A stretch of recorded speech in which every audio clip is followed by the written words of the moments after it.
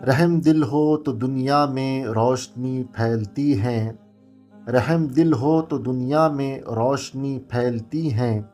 संग दिल हो तो हर राह में अंधेरा मिलता है। वर्ड ऑफ द डे में आज का लफ्ज़ है कंपैशन, जिसका मतलब है हमदर्दी, रहमदिली, करुणा या दया।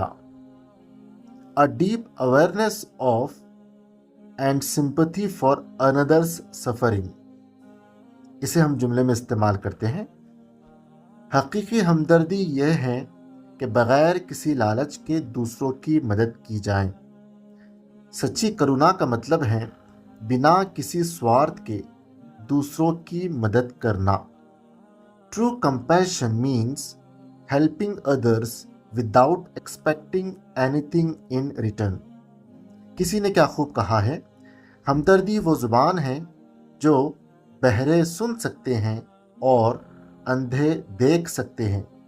दया की भाषा को बहरे भी सुन सकते हैं और अंधे भी देख सकते हैं। Compassion is the language the deaf can hear and the blind can see.